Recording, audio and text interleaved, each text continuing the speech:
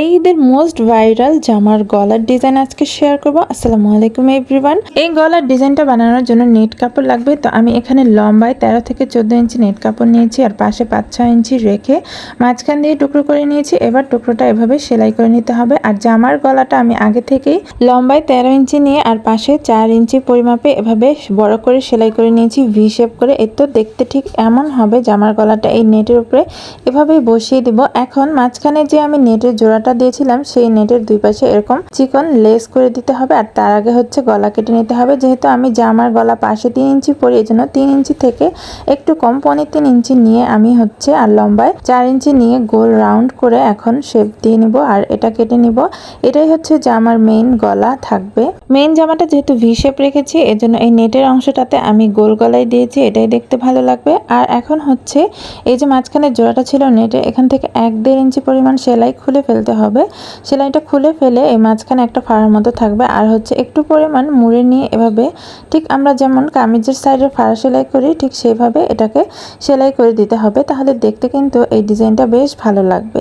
এবার এই সেলাইটা করা হয়ে গেলে এই সেলাইয়ের উপর থেকে ধরে এরকম যে জোড়াটা মাঝখানে ওটার দুই পাশেই হচ্ছে এই চিকন আমি লেসটা লাগিয়ে দিব। আমি এখানে 20 টাকা দামের চিকন কম দামি লেসটা ইউজ করেছি। কেউ চাইলে এখানে আরো মোটা সুন্দর লেসও ইউজ করা যায়। তো দুই পাশে লাগানো শেষ। এখন হচ্ছে গলায় পাইপিং করতে হবে। এজন্য জামারি সাইডের যে অংশগুলো থাকে সেই প্রিন্টের অংশগুলো থেকে আমি পাইপিং কেটে নিয়েছি। এখন পাইপিংটাকে আমি ডাবল ফোল্ড করে আস্তে আস্তে জামার যেই গোল গলাটা এখানে আমি লাগিয়ে দেব। আর আমি একটু ট্রাই করছি চিকন করে পাইপিংটা দেওয়ার, কারণ হচ্ছে আমি যারা এই গলাটা বানিয়েছি আমি দেখেছি মোটা করে পাইপিং দিয়েছে। আমার মোটা পাইপিং অতটা ভালো লাগে না, আমার একটু চিকন পাইপিংই ভালো। তো পাইপিং লাগানো শেষ। এবার হচ্ছে আমি মেইন জামাটা এখানে বসাবো। মেইন জামাটার পাশে যেহেতু 4 ইঞ্চি রেখেছি এজন্য এই নেট থেকে 1 ইঞ্চি পাশে দিয়ে আমি হচ্ছে জামাটা এবার সুন্দর করে পিন আপ করে নিব। পুরোটার মধ্যে ভালো করে পিন করে নিতে হবে, তা না হলে নেটের কাপড় যেহেতু একটু পিচ্ছিলের মতো হয় সরে যায় বারবার,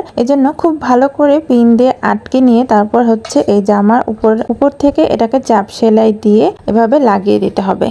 তো এবার হচ্ছে জামার গলার পেছনের সাইড থেকে যে নেটের এক্সট্রা কাপড়গুলো আছে সেগুলো কেটে নিব। আর জামার বড় যে ভি শেপের গলাটা সেখান দিয়েও আমি হচ্ছে এই চিকন লেসটা এখন চাপ সেলাইয়ের মতো করে লাগিয়ে নিব পুরোটাতে। তো ব্যাস, এই তো আমার এই সুন্দর গলাটা রেডি হয়ে গিয়েছে। আমি জামার পেছনের গলাটাও বানিয়ে রেখেছিলাম আগে থেকে। এখন পুরো জামাটা আমি সেলাই করে নিব। তো এই জামার গলাটা মোটামুটি অনেক ভালোই লেগেছে আমার কাছে আর ইদানিং অনেক বেশি ট্রেন্ডিংয়ে আছে। আর জামার নিচ দিয়ে অবশ্যই এরকম একটা কাপড় লাগিয়ে দিতে হবে। আর হাতাতে আমি খুব মোটা করে নেটটা রাখিনি, আমি চিকন করে দিয়ে এরকম চিকন লেসটা লাগিয়ে দিয়েছি। সিম্পলের মধ্যেই রেখেছি। তো সবাই অবশ্যই কমেন্ট করবেন কেমন হয়েছে আমার ড্রেসটা।